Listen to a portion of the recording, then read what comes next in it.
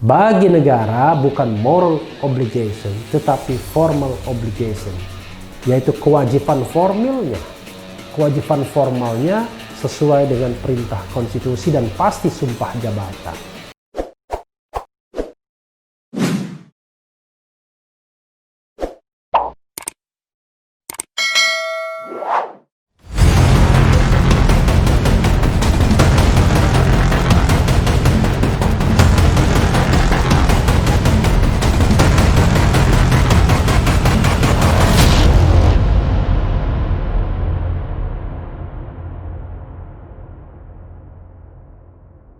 Assalamualaikum warahmatullahi wabarakatuh, Sobat RH sekalian. Jumpa lagi kita di channel yang keren ini, Keren Cadas. Kali ini saya akan uber jawaban istana terhadap ajakan rekonsiliasi dari Habib Rizik yang sudah kita videokan ya sebelumnya, tapi rupanya agak dingin rupanya ya. Istana bersikap dingin tanggapi keinginan Rizik. Apa yang direkonsiliasi? Sebagaimana dilansir suara.com. Ya. Suara.com. Pimpinan Front Pembela Islam Habib Rizik Syihab menyatakan siap rekonsiliasi dengan pemerintahan Joko Widodo. Tetapi dengan syarat negara bebaskan dulu tokoh-tokoh di barisannya yang sekarang ditahan, termasuk aktivis kontra Undang-Undang Cipta Kerja. Tetapi istana menanggapi secara dingin pernyataan Habib Rizik. Justru istana menanyakan landasan rekonsiliasi yang diinginkan tokoh yang selama 3,5 tahun mengasingkan diri di Arab Saudi itu. Menurut saya, apa yang direkonsiliasi dengan Pak Habib Rizik? Sudah Habib Pak lagi ya. Kita nggak ada masalah, ujar kata Kepala Staf Kepresidenan Muldoko di Istana Kepresidenan Jakarta, Kamis 12 November 2020. Muldoko kembali menyampaikan bahwa selama ini pemerintah tidak pernah merintangi Rizik kembali ke Indonesia. Sebaliknya, pemerintah melalui aparat keamanan memberikan pengamanan kepada Rizik ketika kembali ke Indonesia pada 10 November lalu. Dari awal saya katakan Pak Habib Rizik mau pulang ya pulang saja. Pergi sendiri, pulang silahkan. Kan gak ada masalah. Buktinya pulang gak ada masalah kok. Apakah kita mencegat? Enggak. Aparat keamanan justru kita wanti-wanti. Ya kawal dengan baik, jangan diganggu, kata dia. Muldoko berharap publik dapat memahami bahwa tidak ada yang perlu direkonsiliasi dengan kepulangan Rizik. Jadi inilah kita juga harus luruskan, harus clear, masyarakat juga harus paham, tidak ada yang perlu direkonsiliasi. Jadi menurut saya istilah rekonsiliasi itu apanya yang direkonsiliasi?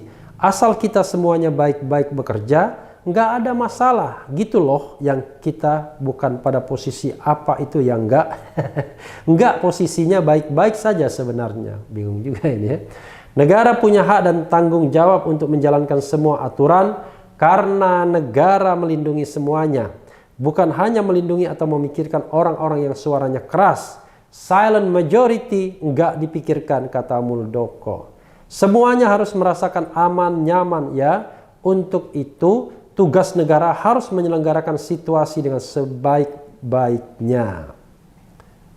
Melalui Front TV, Habib Rizik menyatakan kesiapan untuk rekonsiliasi.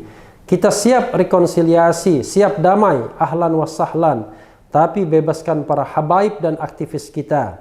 Bebaskan Ustadz Abu Bakar Ba'asyir, Habib Bahar bin Smith, Dr. Syahganda Nainggolan, Anton Permana, Bambang Nur Hidayat, Jumhur Hidayat mungkin maksudnya ya. Bebaskan para buruh, mahasiswa, pelajar yang penuhi ruang tahanan, kata dia. Ya ini kemarin beritanya, kita selesaikan saja. Pemerintah inginnya apa dari umat dan habaib serta ulama? Mau bicara berjam-jam kita siap, bukan monolog ya. Nanti kita dengarkan apa keinginan pemerintah dan apa keinginan umat. Ya sobat era sekalian, langsung ditolak keinginan untuk rekonsiliasi. Tapi pada video sebelumnya ya, nanti dilihat lagi, saya pun mengatakan memang pemerintah tidak perlu menanggapi rekonsiliasi itu. Karena rekonsiliasi itu adalah pertikaian antara dua belah pihak.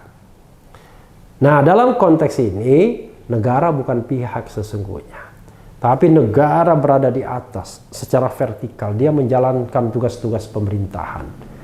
Jadi jangan sampai ada unsur-unsur negara yang berpikir bahwa satu kelompok masyarakat itu adalah lawan politik. Enggak begitu. Karena kalau satu kelompok masyarakat dianggap lawan politik, maka sesungguhnya negara tidak menjalankan perannya secara baik.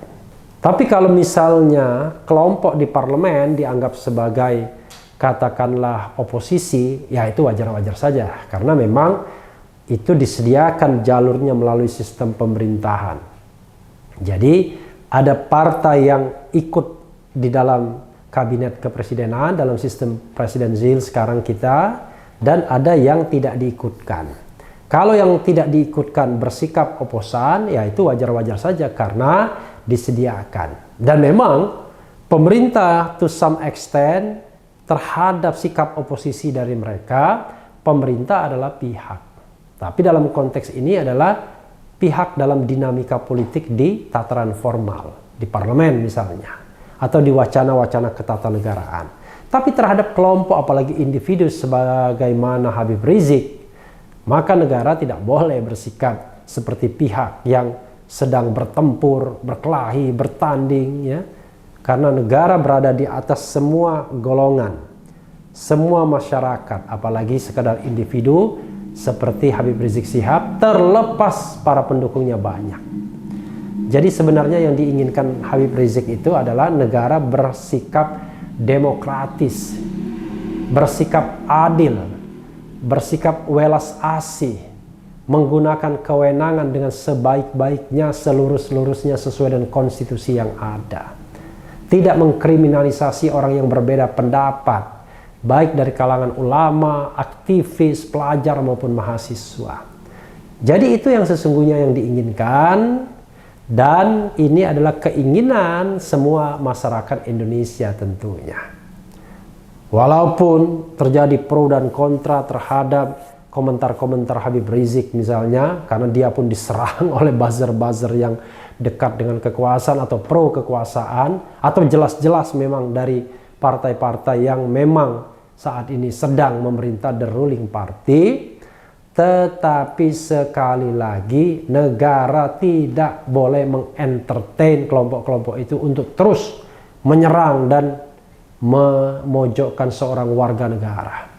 Karena sesungguhnya Habib Rizik menjalankan peran dia sebagai warga negara yang kritis dengan tanggung jawab untuk ikut menjaga kekuasaan.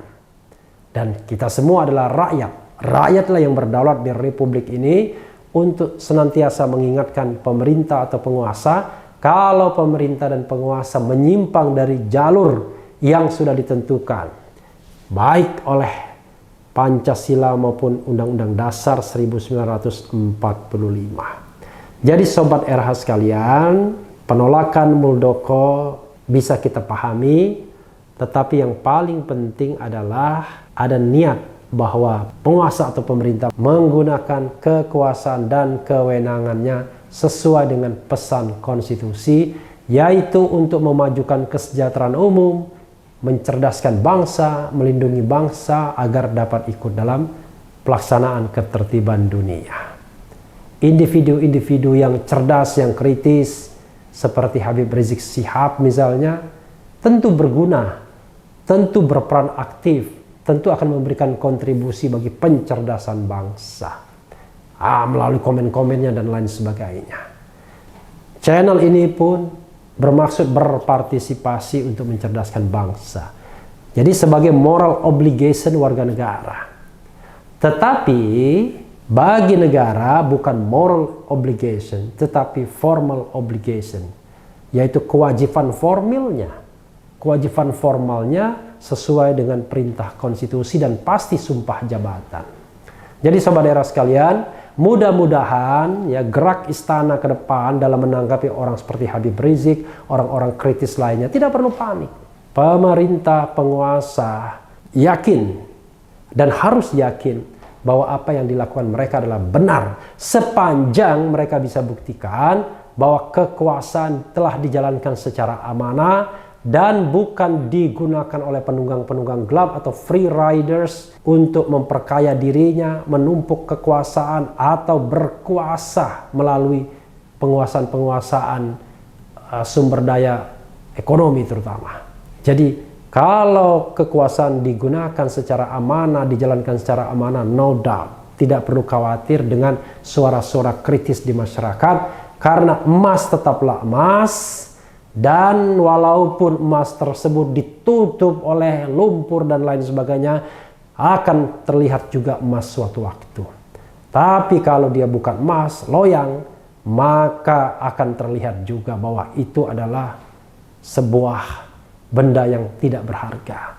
Sahabat daerah sekalian, yang penting tetap di channel ini, karena di channel ini Anda akan dirayu, ditipu, dibaperin, dicecar, diuber pula di jalur khusus. Karena channel ini adalah channel yang mengancam, memeras, dan membenci.